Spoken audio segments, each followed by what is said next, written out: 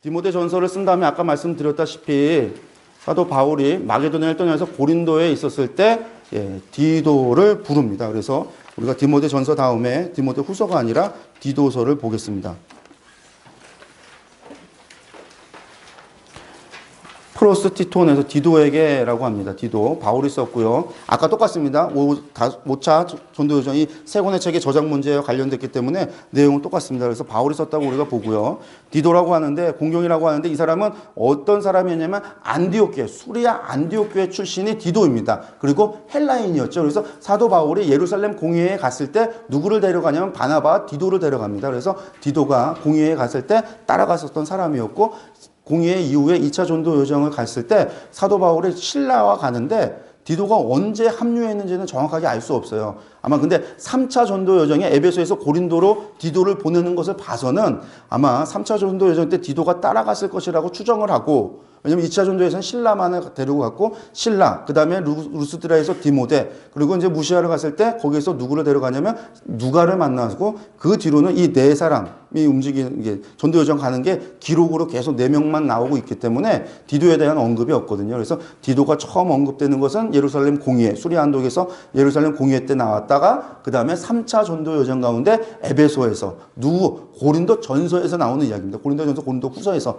디도에 대한 이야기가 나오는 걸 통해서 3차 때 디도가 합류하고 함께 했구나라고 하는 것을 알 수가 있고, 이제 디도서를 보면 그레데라고 하는 섬에 사도 바울이 지도자로서 세우고 갔구나라고 하는 걸 알 수가 있습니다. 그래서 디도라고 하는 사람은 그런 사람이었다. 그리고 아까 말씀드렸다시피 고린도 교회의 문제는 디모데가 가서 해결을 못했습니다. 사도 바울도 그곳에 갔다가 마음만 상해서 돌아왔다라고 고린도 후서에 기록하고 있어요. 그래서 사도 바울도 직접 갔다 돌아와서 해결하지 못했고, 그래서 눈물의 편지를 써서 실컷 욕을 해놓고, 그 욕을 해놓고 화를 냈는데, 해놓고 나니까 또 그것이 미안해서 고린도 후서에서 내가 눈물의 편지를 써놓고 너희들한테 너무 심한 말 한 것 같아서 미안해서 마음을 졸였다, 뭐 그런 얘기를 하거든요.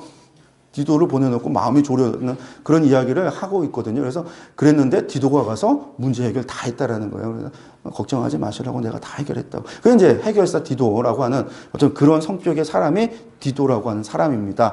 그레데 섬에 갔는데 그레데가 아주 좀 문제가 있었던 곳이에요, 여러분들. 그레데라고 하는 것은 사실은 아가야 문제, 그리스 문명이 나오기 전에 그리스 문명의 원료가 있었던 곳입니다. 그러니까 미노타우루스 신전이 있었고, 제우스 신전이 있었고, 그레데 문명이라고 하는 것이 에게 문명 가운데서도 그리스 문명보다도 앞섰던 곳이었는데, 그 그리스가 중심이 되어지면서 그레데 문명이 뭐가 되냐면 쇠퇴하게 된 다음에 그 뒤로는 문명의 중심에 들어오지 못해요. 역사의 중심에 들어오지 못해요. 그래서 소외됐던 곳이었고, 문명은 고대 문명으로 시작했지만 그렇게 소외됐고, 결국은 이곳이 어떤 곳이 되어지냐면 해적의 소굴이 되어집니다. 나중에 폼페우스에 의해서 그리스 지중해에 대한 해적 소탕 작전이 있었을 때 그레데 섬도 해적의 소굴이었어요. 그때 해적들이 한번 소탕이 당해요. 그러고 나지만 그곳이 해적들이 오래 몇백 년 동안 해적들이 살고 그들의 후손들이 살았던 곳이었기 때문에 섬지역이고, 그러다 보니까 거칠고 사람들이 사람을 속이는데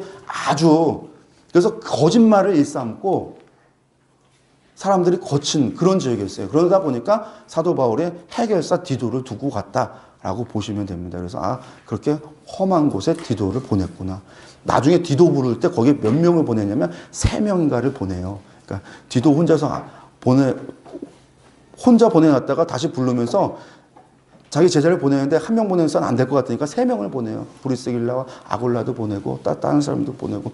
그래서 그곳에 이제 많은 사람을 보내는 이유가 그렇게 험한 곳이었기 때문에 그렇다. 그리고 그레데는 바울 사도가 지은 교회가 아닙니다. 개척했던 교회가 아니에요. 이 그레데 섬은 교회 개척 멤버들이 누구였냐면 오순절 사건 때, 그때 유월절을 지키려고 예루살렘에 갔다가 그 베드로의 설교를 듣고 회심했던 사람들, 그래서 거기에 보면 그레데 사람이라고 하는 사람들이 나와요. 그래서 그 사람들이 유월절에 오순절 사건을 통해서 하나님을 만나고 회심했던 그 사람들이 그레데로 돌아와서 그곳에서 교회가 시작됐다라고 봅니다. 그러니까 사도 바울이 개척하지 않았던 교회이지만 교회가 시작했던 그렇다고 한다면 교회의 역사는 오래된 거죠. 처음 오순절 사건으로부터 시작됐던 교회니까 그런 교회에 그 디도라고 하는 사람을 보냈다라고 이야기합니다. 여기 보면 이제 재밌는 게 있어요. 그레데 사람처럼 행동하라는 말은 거짓말쟁이가 되라는 말 정도로 그렇게 사용될 정도로 사용됐고, 이들은 게으르고 거짓말 잘하고 부도덕한 것으로 유명했다. 성경에도 이제 디모데후서에 기록되어 있습니다.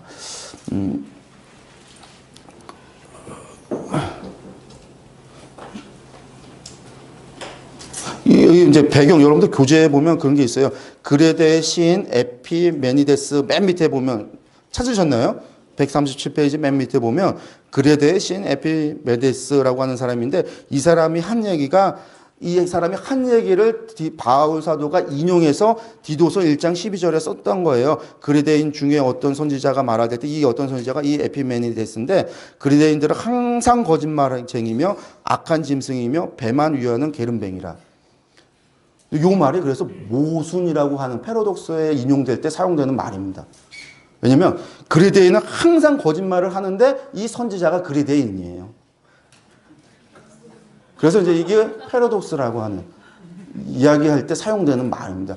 그러니까 그리데인이 얘기하면서 그리데인은 항상 거짓말한다니까 그 말도 거짓말일 수 있다는 거죠. 네. 그래서 그렇게 유명했었던 당시에 그렇게 사용될 정도로 속담으로 사용될 정도로 사도 바울이 그레데 사람 아니잖아요. 근데 사도 바울이 알고 있고 당시 로마 사회에서 그것을 알 수 있을 정도로 유명했던 말이었다라고 그리데인들이 그렇게 거짓말 잘했다라는 거예요. 사기를 잘 쳤다라는 거예요. 그래서 항구에 사람 배가 왔다 가면 사기당해서 떠나가는 거예요. 그 사람들 사기 쳐먹고 하는 그런 그리데인들에게 교회에 이야기를 하니까 무슨 얘기할까요?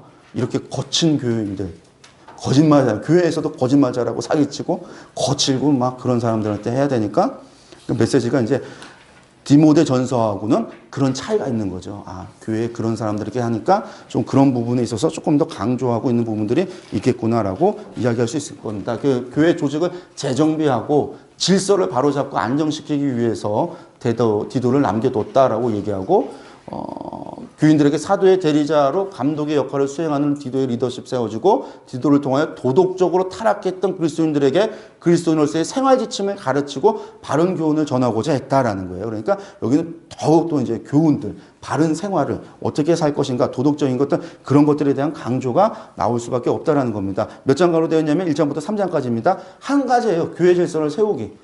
교회 질서를 세우는 거예요. 그래서 장로의 자격이 뭐고 고집교사, 이 회방자들에 대해서 이야기하고 다양한 계층에 대한 교육을 하고 나서 신앙생활에 대한 교훈을 화목과 질서에 대한 부분을 하고 있는데 말씀들 잠깐 하나씩만 둔다면 장로와 감독에 대한 자격을 합니다. 내가 너를 그레데에 남겨둔 이유가 뭐냐? 남은 일을 정리하고 자신이 하다가 떠나가는데 남은 일이 있으니까 그것을 정리하고 내가 명한 대로 각성의 장로들을 세우게 하려 함이다라는 겁니다. 그러니까 조직을 만들고 질서를 만들기 위해서는 그레데 혼자서도 안 되고, 그러니까 디도 혼자서도 안 되고, 바울이 와서 매달릴 수도 있는 것이 아니니까 그들이 자생할 수 있도록 그런 것들을 세우기 위함이다라는 거예요. 책망할 것이 없고 한 아내의 남편이며 방탕하다는 비난을 받거나 불순종한 일이 없는 믿는 자녀를 둔 자라야 할지니라. 그러니까 도덕적으로 흠없는 사람들로부터 손가락질 당하지 않는 사람들. 왜냐하면 말과 이야기하는 것과 삶이 같지 않으면 리더십은 세워질 수 없거든요. 그러니까 그런 사람들에 대해서 세울 수 있도록 장로와 감독자의 자격을 세웁니다. 그래서 감독은 하나님의 청지기로서 책망할 것이 없고 제 고집대로 하지 않고 급히 분내지 않고 술을 즐기지 않고 구타하지 않고 더러운 이득을 탐하지 않는 자라야 한다. 오직 나가대를 대접하고 선행을 좋아하며 신정함을 의로우며 거룩하며 절제하는 사람이어야 한다. 디도가 이걸 보면서 한숨을 쉬었을 것 같아요. 이런 사람이 어디 있냐고. 그레데에 항상 거짓말을 하는데 믿은 말씀의 가르침을 그대로 지켜야 하려는 이는 등이 바른 교훈으로 권면하고 거슬러 말하는 자들을 책망하게 하려 함이라. 아마 답답했을 거예요. 이거 말씀 보면서. 그렇지만 그래도 그런 사람을 세워야 된다라는 거예요. 없으면 뭐 할까요? 그렇게 만들어서라도 세워야 되는 거죠. 예.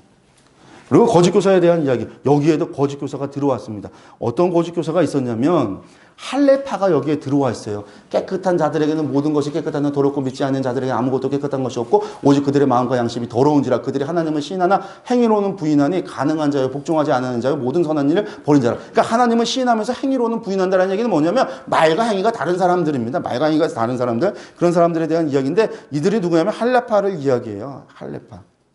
그러니까 할례 받아야 된다. 율법주의자들인 거예요. 어떻게 들어왔는지 모르지만 들어온 사람들, 그레데에 들어와서 교회 가운데 그것에 대해서 율법을 지킬 것에 대해서 이야기하는 사람들이 있는데 그런 사람들에 대한 교훈, 경계할 것을 이야기합니다. 그리고 다양한 계층에 대한 교훈을 하는데 교회 안에 여러 부류의 사람들, 그들을 대해서 어떻게 하냐면 바른 교훈에 합당한 것을 말하며 늙은 남자로는 절제하며 경건하며 신중하며 믿음과 사랑과 인내함을 온전하게 하고 늙은 여자로는 이와 같이 행실을 거룩하며 모험하지 말며 많은 술의 종이 되지 아니하며 선한 것을 가르치는 자들이 되고 그들을 젊은 여자들을 교훈하되 그 남편과 자녀를 사랑하며 신중하며 순전하며 집안일을 하며 선하며 자기 남편에게 복종하게 하라. 이는 하나님의 말씀이 비방을 받지 않게 하려 함이라. 왜냐하면 말과 행동이 다르면 하나님의 말씀이 비방을 받기 때문에. 그래서 그것에 대한 이야기를 하고 있습니다. 근데 그래도 섬이 힘드니까 디도가 힘들었을 것 같아요. 예. 그러면서 마지막 신앙생활에 대한 교훈을 이야기합니다. 그래서 가르침에 있어서 바른 지혜를 가질 것. 이 말이 밉보도다. 원하건대 너는 이 여러 것에 대하여 굳세게 말하라. 이는 하나님을 믿는 자들로 하여금 조심하여 선한 일을 힘쓰게 하려 함이라. 이것은 아름다움에 사람들에게 유익하다. 그래서 바울이 전한 것들, 바울이 전한 복음과 가르침과 교훈에 대해서 그렇게 행하라라고 이야기합니다. 그리고 마지막 지시와 무를 하는데 아데마와 두기고와 세나를 보낸다라고 이야기합니다. 그들 보낼 테니까 너 와라라는 거예요. 그리고 추후에 다시 또 누구를 보내냐면 브리스길라 아굴라 보낼 테니까. 그러니까 총 몇 명이 가는 거예요? 5명. 그러니까 그레데가 그만큼 힘들고 어려운 곳입니다. 그래서 그런 것에 대한 교훈에 대한 이야기를 했습니다. 그래서 성도를 양육하시는 하나님의 은혜, 여기서는 성도를 양육해서 없으면 만들어서라도 그래서 의와 거룩한 삶의 모습, 삶과 행동이 바른 일치하는 사람들을 교회의 지도자로 세울 뿐만 아니라 어른들을 할머니, 할아버지들, 어른들을 먼저 교육하고 그들로 자녀들을 교육하며 그들이 그렇게 변화될 수 있도록 양육해라. 이것이 하나님께서 원하시고 교회를 세워가는 방법이다라고 이야기를 하고 있습니다. 예, 디모데후서 마치겠습니다. 마지막 디모데 후서입니다.